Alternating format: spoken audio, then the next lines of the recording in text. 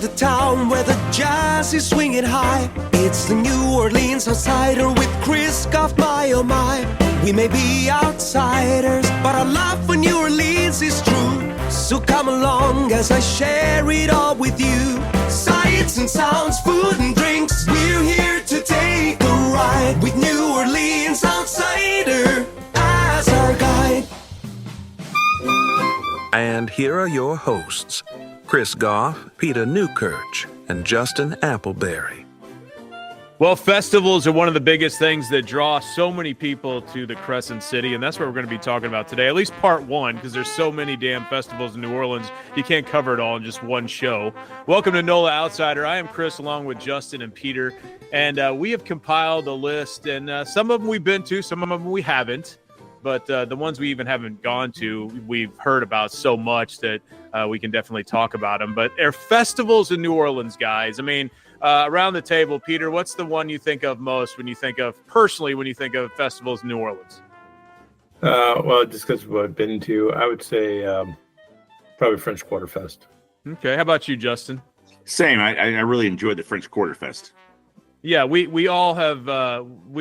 Justin and I have gone together to the French Quarter Fest. Had those sweet ass VIP tickets. You know that. That's how we roll. That's how we roll. An extra beer and a bathroom. I mean, it was worth the $50 upcharge. No, but hey, the private bathrooms the ladies love. It's worth it. They do. Yes. If you have a girlfriend or significant other, your wife, you will want the extra private bathroom. It's very important. Mm-hmm. But when you look up like, hey, what are the top festivals in New Orleans? Of course, number one will always be Mardi Gras. And, we had a little infighting with the trio of us whether or not Mardi Gras is actually a festival, because it's so much more than what all the rest of these things are, right? It's more like a mindset, Mardi Gras. But Peter, you think because it's sort of centered around other things than just the actual event of something that's taking place in a quartered off area of somewhat, that maybe it doesn't fall into that category? Well, I kind of feel like it goes in with the whole parade season. Obviously, it's the culmination of parade season, which starts in January. Sure. So I don't know. I mean, technically, I guess it is a festival, but it also, to me, it leans more towards just the culmination of parade season.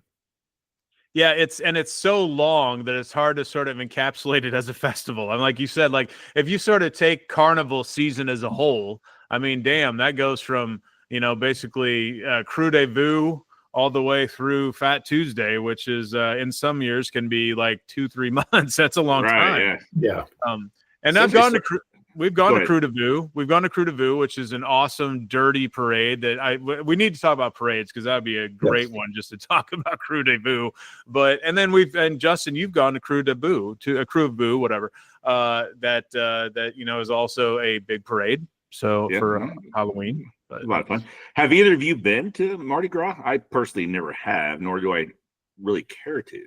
I have not, and it's because I missed what I feel was the window of high school or college to take a road trip down there and do it at that time of the. Yeah, I mean, it's nothing against it. As I've gotten older now, of course, I don't necessarily love large crowds. I mean, that is the oldest thing I'm going to say today. But I don't like I hate it's funny because New Orleans is always busy and there's always large crowds everywhere. But that's the Jazz Fest and Mardi Gras. And even French Quarter Fest, we'll get to that. But they're all three just so damn packed. I mean, there's a lot of people there. Yeah. Now, what it does share with, and I have not been to Mardi Gras either, for pretty much the same reasons, the locals that we all know down there, they kind of see it as amateur hour to some extent. Sure. Not necessarily tourists only, but just, kind of the amateur hour. I do have friends who live right where the parade sets up to start. So I would go down there if I get down there without too much chaos and hang out at their house and watch everything take off. They said everybody shuts down for a day and sits out in their front lawn and barbecues and hangs out and everything else. So you get that side of the experience, but I would not want to be in the quarter during Mardi Gras. And there's also, this is not a single parade for anybody who's not really familiar with it. There are multiple parades. Oh man, I had this app. I downloaded an app like 10 years ago, and it just continues to be on my phone, and it gives me updates all the time, like what parades are going on. It's a parade tracker in New Orleans, and like during like January through March, just ding ding ding ding. It's like starting off in Slidell, and all these they're all over the place. You're right. I mean, it's so solve a controversy here. What is the boob versus beads ratio at Mardi Gras? You necessarily have to show your boobs to get the beads? I mean, you'll get the better beads, right? I mean, like, when you go down there, you see the singular strands that you see all the time. Then maybe they'll toss those off. But if you want the $25 to $50, beads, which is always funny to me, because as soon as you get these beads, you're like, what the hell am I going to do with these huge giant dice that are 6 inches around after you actually catch them? It's when you go to any of these parades, you have like a basket full of crap, and you're like, okay, now what?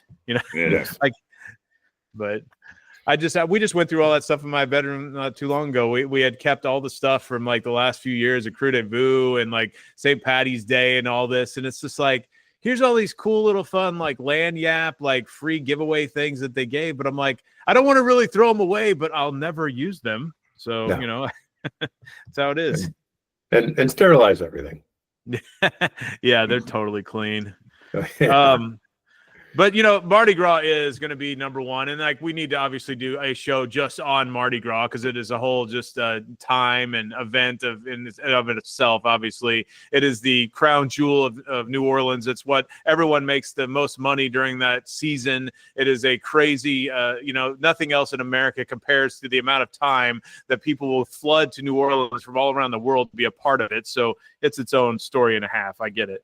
But if you're talking about individual festivals, let's start last Mardi Gras. It's got to be Jazz Fest. I mean, the New Orleans Jazz and Heritage Festival, usually late April into early May. And this thing has gone from, it was founded in 1970. And I would love to see then versus what it has become now, because it has obviously eclipsed every Lollapalooza,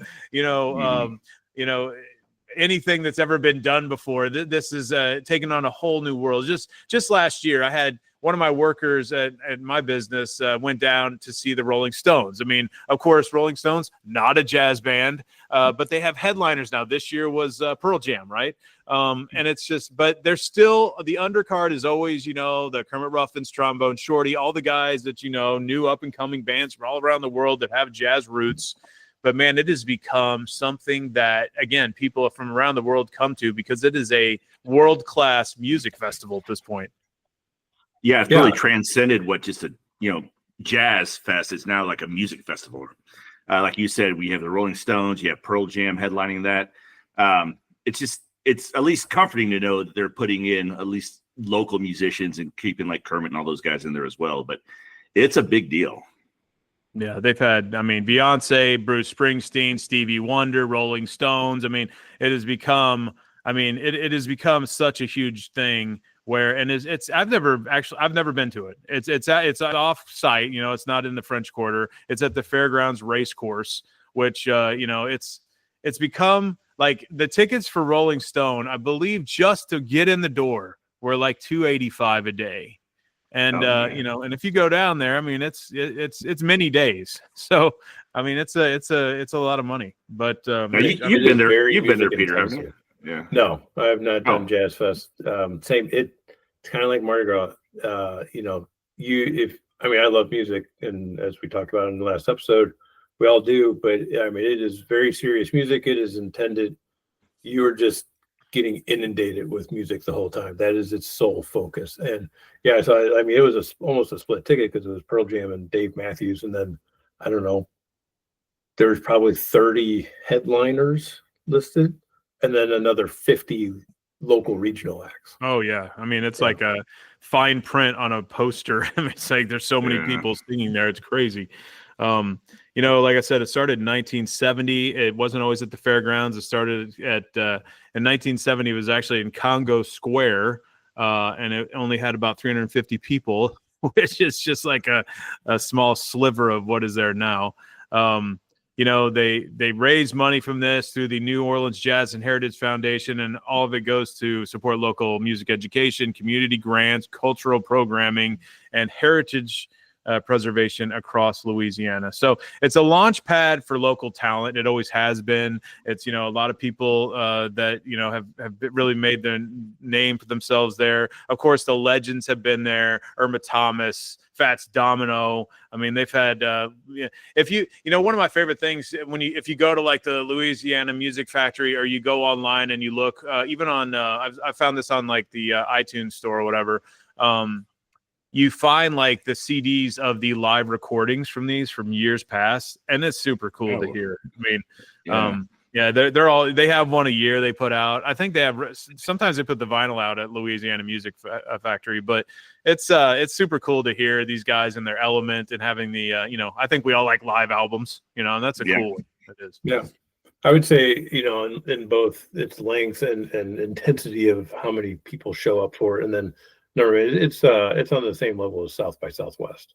Oh my gosh, yeah. I mean, and I don't know exactly the political things that are going on with South by Southwest, but there's like, I know people that love that in Austin, and like they totally are saying it's like gone downhill big time lately. I don't know. It's like it's a tech convention now. It's not even like a live music. Yeah, it's like back when we were young in the 90s and stuff, you just jump in a car and you go to South by Southwest, and you just be like, we'll find somebody to crash with. And, I saw like the Flaming Lips and Willie Nelson on the same stage on the same night. That's pretty cool. Yeah. That's cool. That's cool. And now it's just all tech stuff. It's all like, Apple, Microsoft, Tesla, blah, blah, blah. It's nothing like the spirit of what it used to be. But that's a sidebar. But I've had some friends that are big musicians that they were posting this past year, like, I hate what it's become. I have so many great memories of it, and it's horrible now. And it's interesting. But so the reason why that's interesting to compare it to is now I think Jazz Fest this past year I think they were saying it was in excess of 500,000 people. Man, it brings a ton of people in there. If not more than that at this point. I don't know how you really, do the math on all that, but they're guessing. It has only been canceled 3 times, 2006, right after Hurricane Katrina, and again in 2020 and 2021, because everything was canceled in the world after COVID. But yeah, it is the crown, outside of Mardi Gras being the event to be at. The Jazz Fest is the top thing to do. And anyone that wants to be in the social spotlight, that is where you go. And I guess that says a lot about us, because none of us have gone to it. So and it just inundates the city, so you have to keep in mind, everything is way more expensive, and you're not going to get in anywhere. It's funny, like we all like Kevin Belton, and he had a season of his television show, The Chef, that one season is just every festival. Like every episode was a festival, and it's amazing because he had enough to do, I don't know, 25 episodes or whatever, and there was more even than that. It just goes, if there is a molehill to make a mountain about in New Orleans, they will make a festival of it. Jazz Fest obviously is in its own world and atmosphere, but man, there's just so many things. A step below Jazz Fest, but one that we've gone to, is the French Quarter Fest. Now, this is also in April, and it's barely ahead of Jazz Fest. When we went to it that year, Justin, it was like, we go to French Quarter Fest because our friend Errol told us, like, hey, you should check that out. There's going to be, it's basically it's free unless you want to buy VIP bathroom tickets, but it's free to walk around, watch it. There's food on every corner in the French Quarter, basically, and people are selling little bites somewhere between $5 and $12, something like that, where you can try all these different restaurants. They have pop-up tents, and they it's a cool little carnival festival vibe. So that was literally, I don't know, 2 weeks before Jazz Fest. I mean, it's just one after another during that time of year.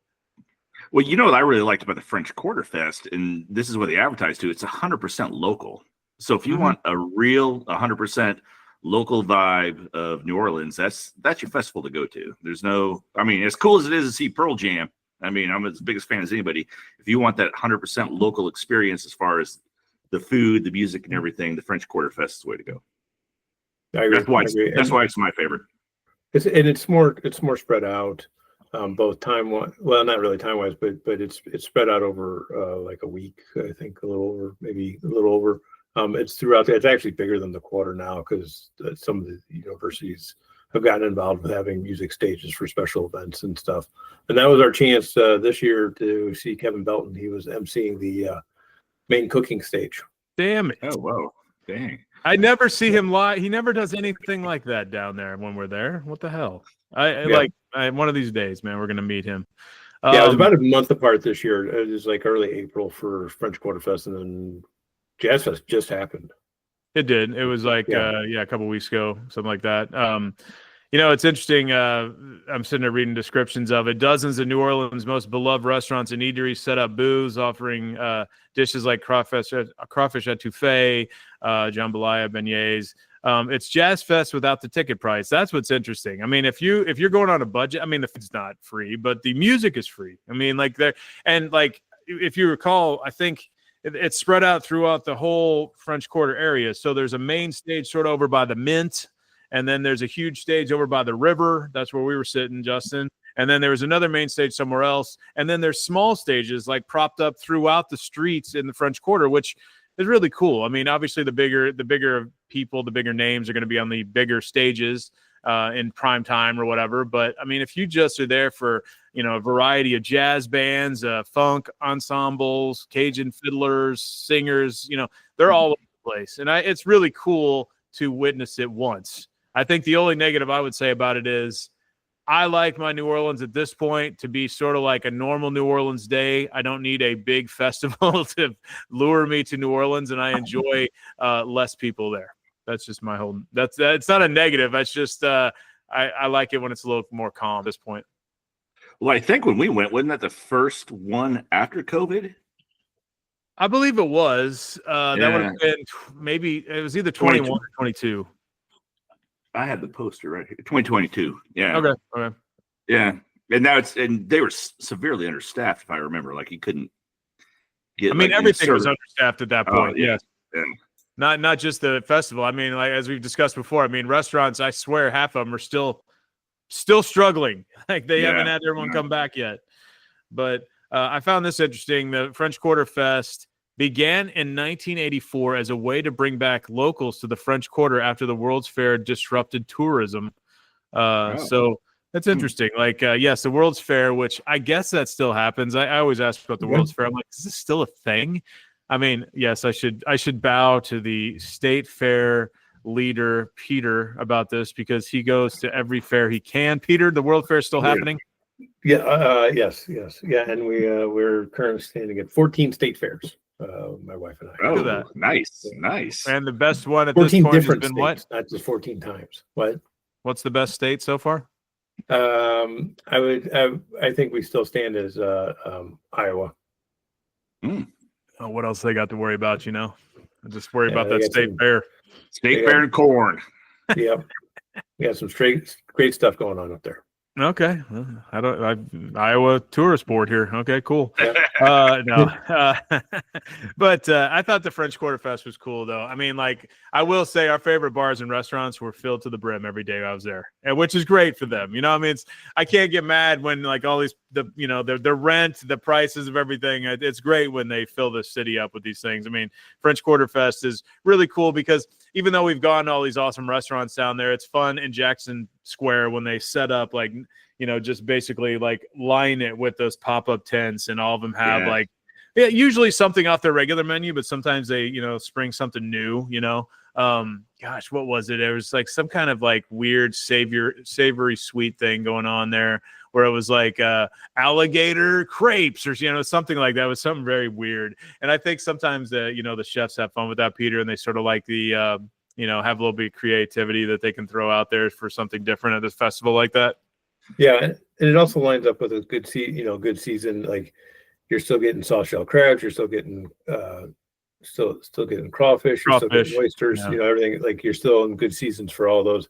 And yeah, they do. And I think it is definitely more focused on local, regional people actually wanting to come. So it is busier, but it's not chaos. And so yeah, everyone's going to be busier, but it's that fun busy, not the overwhelming busy. Yeah. You're not fighting the crowd every direction. They say that there have been over 800,000 attendees in recent years, which makes it double almost of the Jazz Fest, which it's that way because it's free. I mean, it's like, and I'm sure a lot of tons of these are local. I'm sure, like say Patty's Days like that. You see an influx of, the outside suburban guys coming in to take part in it. But yeah, they said there were 1,700 local musicians this past year. I mean, can you imagine booking that thing? Good Lord. Good Lord. And the good thing about it too, with every local restaurant putting their pop-ups up around, it's a good way to sample a little bit of everything too. And they're reasonably priced at the pop-ups all around. Yeah. So if you want to try a little bit of this, a little bit of that, it's a good way to get a good sample of food from everybody. I think it was sort of like how Jazzu is here. There was some kind of, I forget what it was. It was like a limit on how much it had to be. It was like everything had to be $10 or cheaper, $12 or cheaper. Yeah. It couldn't be like everything was like affordable because, that's what the whole thing is anyway. It's obviously if it's free, you're not going to be maybe selling a lot of $40 items. But yeah, no, I found it to be a definitely something that you should check out if you've never been there. I also think it's like if you've never ever been to New Orleans, I think it's a cool thing to, once again, it's a cool event to sort of introduce you to the whole city in a small amount of time. Yeah. And it was, I do remember pre-COVID, places would have their French Quarter Fest menus, like even the food trucks and the little stalls and stuff. And yeah, it did seem like there was a set price. Because it was always just a handful of things that they were offering, but whatever they agreed upon. Yeah, it's sort of like let's go on to our next festival that we've all taken part in, but it's very similar to the Treme Gumbo Fest, which is another fun one that I've got to go to twice now, and super fun thing that takes place in the Louis Armstrong Park. We got to go. That was the first year I ever went there with you, Peter. We went to that. That was sort of our first event. And that was basically my introduction to, New Orleans to a degree. And it was interesting because I had never been to anything like that, take back to your very first time in New Orleans. You walk in and it's like, okay, here's this gated park with these huge old buildings. And again, like these huge white tents everywhere. With 20 different vendors they're selling different versions of gumbo. I mean, they're all crazily different.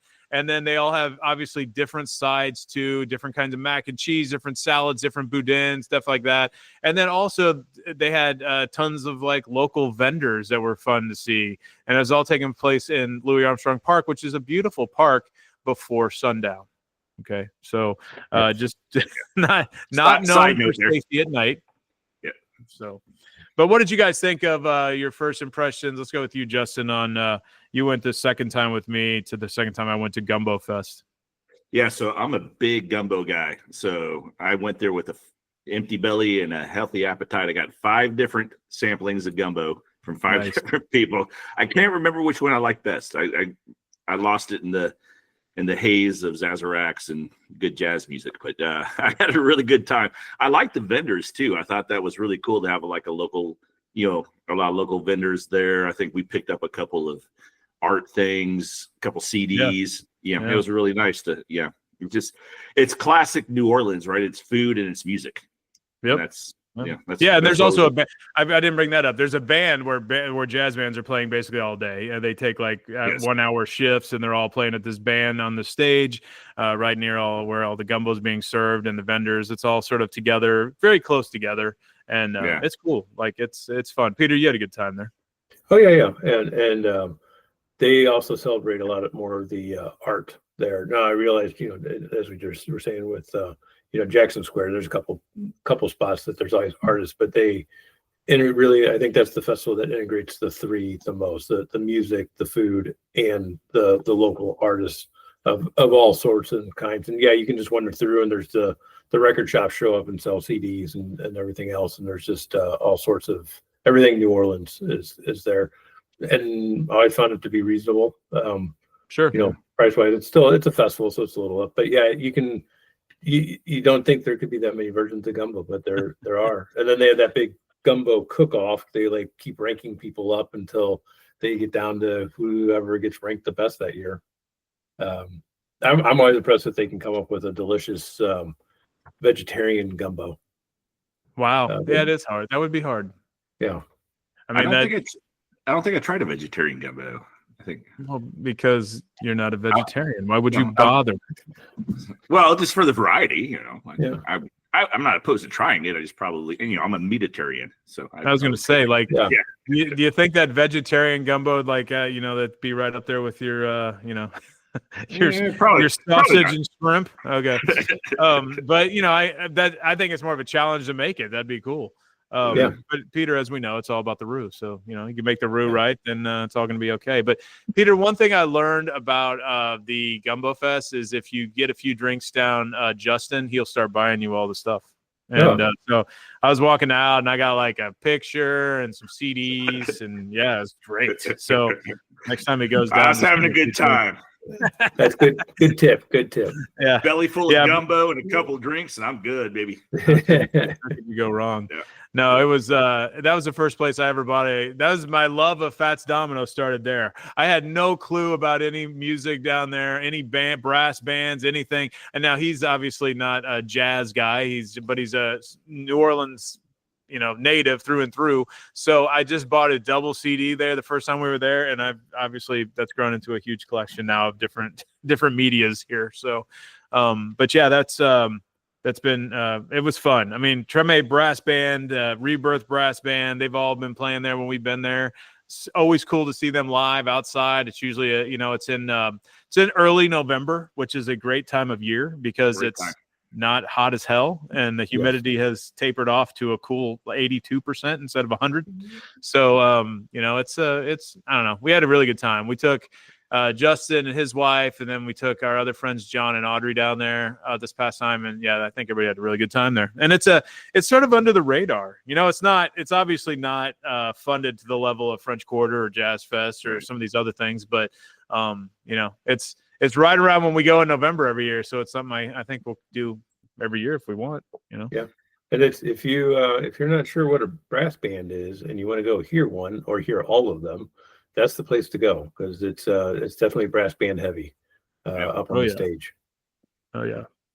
There was one band that played so well. Like my wife, was obsessed with him. She bought their T-shirt. She bought their whole merch line. I can't remember who it was. That's the good thing about being at it's like you get a few drinks down you and you hear a band, and I am so I'm buying everything. I'm buying I come home with a bag full of stuff, and I'm like, I don't even know who these people are. You know, that's the best thing about New Orleans. If you walk around like Frenchmen or even the French Quarter at night, and they're these 5-piece bands sitting on a doorstep playing, and they have their CDs out there, and I will buy them every single time. You know, like midnight or whatever. And now to bring them home, and my wife doesn't remember who these people are. You know, I mean, it's like that's part of going to New Orleans. Yeah. Another festival I have to mention, Peter, is obviously the Creole Tomato Festival. I mean, this is something to be celebrated.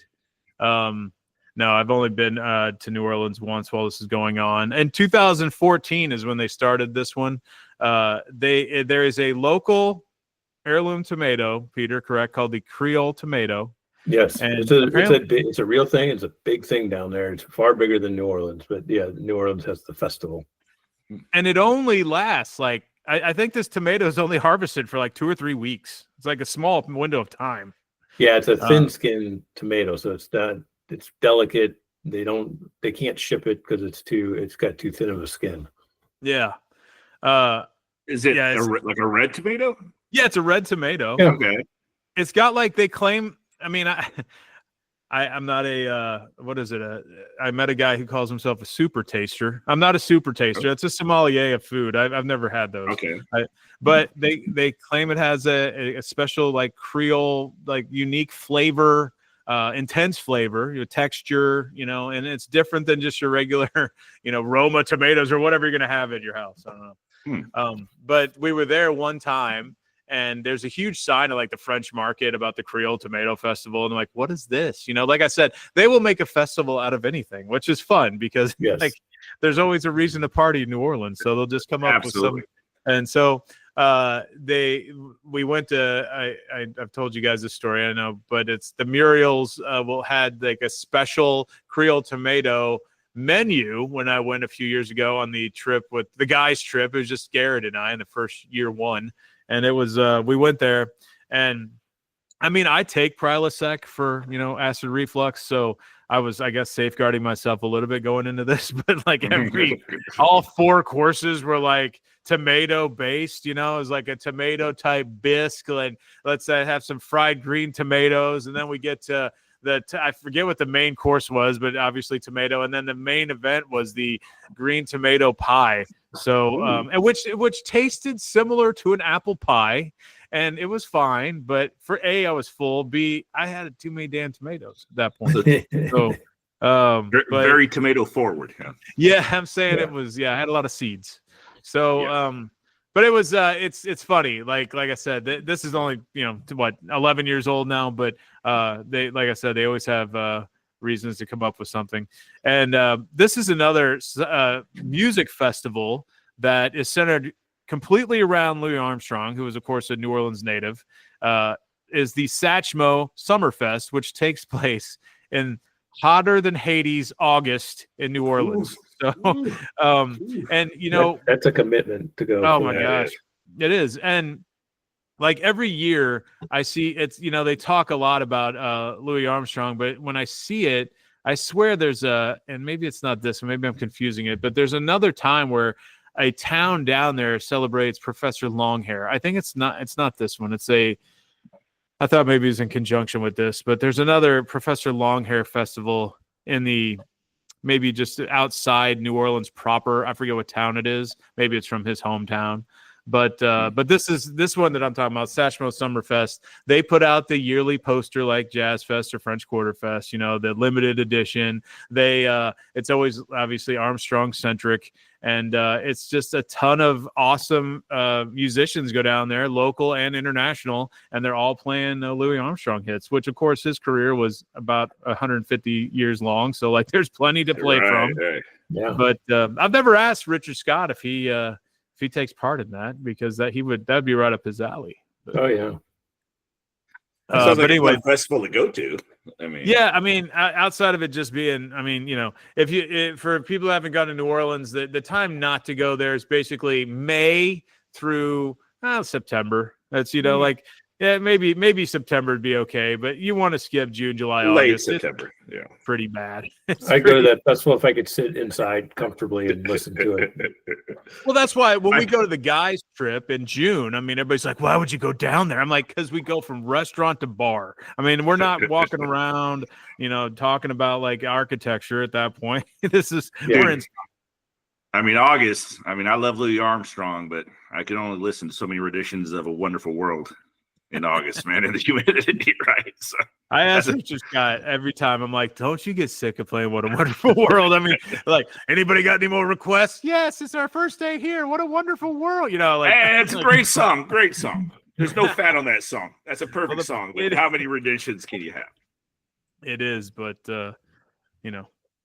eternal optimist Richard Scott will never turn it down. But that's great. But yeah, sitting there in the August heat, New Orleans, in my sweating in my undies, listening to 20 different versions of it. Yeah, I'm not going to be in a seersucker suit for that. Yeah. It started in 2001 to commemorate Louis Armstrong's 100th birthday, so it's been going on for 24 years now. And I did not know. Do you know what Satchmo was named? How he got the nickname Satchmo? Anybody? No. It's short for satchel mouth, which is a playful reference to the size of his mouth and his powerful trumpet embouchure. So there you go. But anyway, he didn't know when he was actually born because he was a street kid. Yeah. He got taken in by a Jewish family who taught him to play. They were all musicians, and that's how he got into music. And out of respect, he learned Yiddish and spoke Yiddish his whole life. Wow! Oh wow! I had no idea. Yeah. Yeah, they are calling his birthday August 4th, 1901. So yeah, I guess he really doesn't know it. Well, all the best guys are born in August, so that's true. The Leos are king. That's true. Leos rule. Another one to talk about was Voodoo Fest, which I've never been down there for this one, but this started in 1999. It sort of mixes music, art, local culture around Halloween weekend. which, Halloween in New Orleans is really fun time. We have gone down there for several different things like Crew de Boo, and our friend Sarah's birthday is November 1st, so she always loves to go down there when she can around her birthday time. So, it's interesting. They also have huge musicians come here. I was looking at the list of global acts they brought in. Voodoo Fest has had Eminem, The Killers, Metallica, Rage Against the Machine, Pearl Jam, Nine Inch Nails. Of course, they always have. I know, Preservation Hall, jazz band's always there, Rebirth Jazz Brass Band. But it's over 100,000 people. It's only a weekend, and it takes part in the city park, Peter. So it's a little off. It's a little off the French Quarter there. It's a Uber drive from the Quarter, but City Park is an awesome place. Peter told me to go there. I've heard other people talk about it for years, so we went there with our kids and my parents this past winter, I should say, and it was. Man, it's so spread out, super, super fun, nice place. I mean, there's a range of, you can play mini golf, or you can go to like really nice art museums, or, there's a ton of stuff in between there. So plenty of, it's like our Liberty Memorial area times like 20, So a city park is actually, I think they said it's 2 or 3 times bigger than Central Park in New York. So it's pretty big. Yeah. But yeah, Voodoo Fest, another one that we have not gone to, but it is check that out. A huge one. Yeah, definitely more rock oriented with Voodoo Fest. I guess so. Rage Against the Machine. Yeah. But anyway, that is the sort of the first round of festivals to cover. Like I said, if I had to say my favorite, truthfully, I would probably say the Gumbo Fest because it's sort of like the size that I like, Like the gumbo's great. You get a lot of cool side dishes. It's an easy walk from the French Quarter to just go in there. Remember last time there was all the cops were smoking cigars, we're chatting them up, It's like a fun, sort of laid back atmosphere. Music, it's free. You're walking in and out, and it's a great time of year to be there. It is. Yeah. It's cooler. It's, I don't know. That's probably my favorite, but you said, Justin, that shouldn't be it. What is yours? French Quarter? What is yours? Yeah. French Quarter is my favorite. I like the whole, French Quarter's got to take it. I just like the whole local flavor of it, but I do like the art aspect that Gumbo brings. You got the music, you got the food, you got the art. So that's a shout out, dog. That's a very compelling argument. Well, the most local of the 3. Yeah, I agree. Peter, how about you? I'm sticking with French Quarter Fest also, but I agree that like I just said, Gumbo Fest is the most local of the 3. But I think French Quarter Fest just spreads everything out a little bit more, and just makes all that music and food accessible that you really can't get access to at Jazz Fest. And these are all opinions of people that have been to the city plenty of times, and they sort of, we know what we like. Another reason why I picked Gumbo Fest is because I'm selfish, and it's less people there, and I don't have to I have my own routine that I like to have. When you're paying for tickets to these other things, you're going to go to those. Jazz Fest is a commitment. Jazz Fest, I think I've heard people describe Jazz Fest nowadays as it's not cheap, but if you consider, let's say $250, let's say a day for tickets, but there's literally 20 bands there. It's not exactly expensive per capita, right? But you have to. That is a commitment if you're going to go for 7 days. Yeah, I ain't sticking around for 250 bands. Yeah, I mean that. But that was. I'm not going to say. I mean, I don't know what Pearl Jam tickets were. Rolling Stones, obviously. I would love to know how they were negotiating with them to come in at this point in their life, and how big it is, and time of year, and all this outside. There's so many things, but that was you got to pay the $100,000 or $500,000. Where you have to pay them, you have to pay that back somehow. Yeah, I only know now. But yeah, no, it was. I think the festivals in New Orleans make it great. Like I said, they have an excuse to have a festival any time of year. If you literally go in and say, hey, what's going on this weekend? Or tell me what's going on the next week, 12 weekends or whatever. There is literally, if it's not in the French Quarter, it is a short drive to whether it's Metairie, Slidell, just anywhere around there. There's going to be some kind of festival, usually centered around food or music. And it's going, they have there's a Boudin Fest. I mean, you can think of anything down there, there's going to be a festival around it. And that's what's so fun about the city is that they have embraced we're having a party any time of year. And, like making them, I do this at my own business. I make a mountain out of a molehill because, people just like an excuse to, they love an event. Yeah. They love an event. Yeah. They do. And that's why I encourage all our listeners to do find the festival that fits you best. Try them all. Go out and maybe the Louis Armstrong in August is your cup of tea. Awesome. Go find the one that speaks to you, man. Try them all. That's what I would do. We've missed this a couple times, Peter, but the Po' Boy Festival's in November, and there's just a bunch of we've seen variations of the Po' Boy. We saw Dookie Chase made the pork chop fried oyster Po' Boy. The Po' Boy can be anything on a bread, basically. So I don't think that's how it used to be, but that's what it's become. So yeah, I think that I'd have to see what the true classics were, but I feel like it was 3 to 5 originals. And then, it's just exploded into what else can you put on there? Right. Yeah. I'm intrigued by the Po' Boy Festival. I'm intrigued by that. That's in Uptown. I just saw that. It's in Uptown. Which is, of course, isn't like right where we're at, but I mean, that takes place in November. One's in Uptown. I think there's a couple different Po' Boy festivals throughout the year.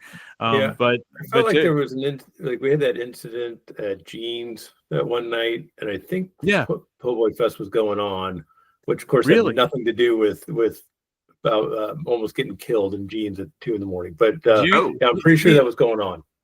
Justin didn't have the pleasure to go to Jeans Po' Boys. I mean, that was Jeans Po' Boys was what was that color? Bright bubblegum pink building? I don't know. Yeah. Barbie pink. It was this building over by French. It's past Frenchman. It's by where we used to stay over on Elysian Avenue. And it was this building on a corner that was, let's see, on the opposite corner was like Mag's Gay Bar, right? And then there a little was bit far, but pretty close Walgreens. to there. Walgreens was the other corner. And Jeans was this pink place, and it was like an institution there, Justin. And we'd always heard about it. How'd y'all boys almost get killed? Did you get in a dust up or something? No, it was just we went there at literally 2 or 3 in the morning, and it was the crowd in there at that point was not. It was sort of like I felt like the guys from Animal House, when they're like, "Maybe dance with your dates," and I was like, "No, we didn't have dates," but there was a big metal grate that went across the cashier and the food, and you just slid your money through. Yeah, because they were behind there, and then they would slide your Po' Boy down the grate and just slide right out. Like there was no chance that anybody was coming out to do anything out front until the sun came up. But there was a gang, a legit gang in the back room, and they were running that back room. But it was a girl gang, and there was so much weed smoke that it was hanging to about 3 feet off the floor. Yeah, it was a cloud. It was like we're like 3 sheets to the wind too. So like we walk in there, we're like, we'll have and I forget which the first 3 things we ordered they were out of. So we had to take what they had. I don't remember what kind it was, Peter, but it was like 4th choice. It was because everything else was out. And you wonder why a place like Jeans would go out after they're selling out at 2 a.m.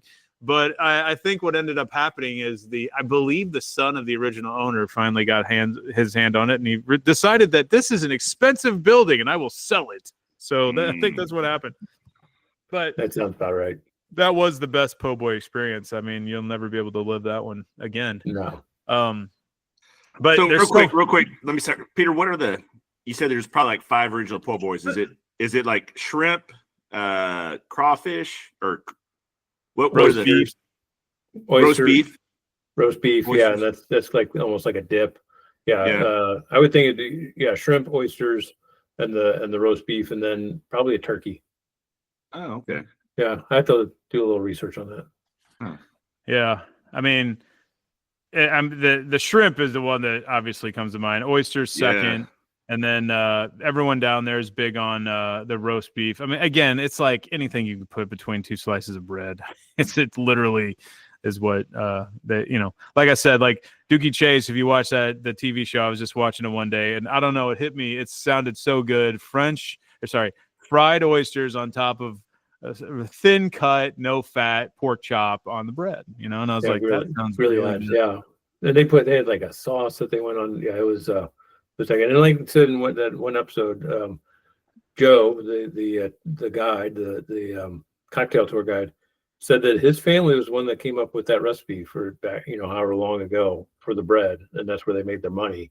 But he said that the loaves were a lot bigger up until about the 80s, like almost twice as long as anything you would get nowadays, but cheap. And that was the whole point. That was going to be your one meal day. Yeah, so the name came about, right? I mean, it was like if you had no money, you could afford to buy. I forget who started that. I've heard the story. Like they just started kicking out these, the construction workers and the blue collar guys wanted more food options, and someone started this, and now it's become a delicacy, like everything else that starts like as a cheap food option. Now it becomes like some fancy. You could sounds like barbecue, right? It started off as like pretty much food. Now it's like pretty much. Yeah, you got these guys coming to Kansas City wanting like $50 for a barbecue meal, and you're like, right. What? It used to be like $6. But anyway, I could talk about New Orleans food all day. Well, thanks for joining us on this week's episode about festivals New Orleans. Like I said, we could go through and find so many festivals to talk about in a future episode, just in all the surrounding areas. Like I said, any kind of food, music, any kind of cultural thing there's a festival, and that's what makes that town so unique and so cool. And I think so many other towns copy off it, really, because so many other people try to do what they've done already and have been doing for many, many years. But don't know what we're going to talk about next week again. We'll see. Coming up soon, Justin, we're going to have at least Peter and I, and you're going to have to partake in our talk about Tableau and Restaurant Revolution when we come back and partake in that food. So I'll mediate that round table. That's fine. Yeah. I'll live vicariously for you guys while I slave away here in Kansas City. Well, Peter will be able to break it down culinary wise with an eloquent talk, and talking about everything that went into the flavor profile, and I'll just talk about it if it was good. So that's my jam, man. Send me the pictures of the food and let's talk about it when you get back. That is the best part of New Orleans. Well, thanks for joining us this week on NOLA Outsider. Check us out at NOLAOutsider.com, Facebook.com/NOLA Outsider, and give us a 5-star rating if you'd like on any place you find your podcasts. NOLA Outsider. For Justin and Peter, I'm Chris. We'll see you next time. Hey, see you. Thanks for listening. Thanks for listening to the NOLA Outsider podcast. We'd love to hear about your experiences in the greatest city in the world. Email us at outsidanola@gmail.com. Also, check us out on Facebook at facebook.com/NOLA Outsider or visit NOLAOutsider.com. See you next time on NOLA Outsider.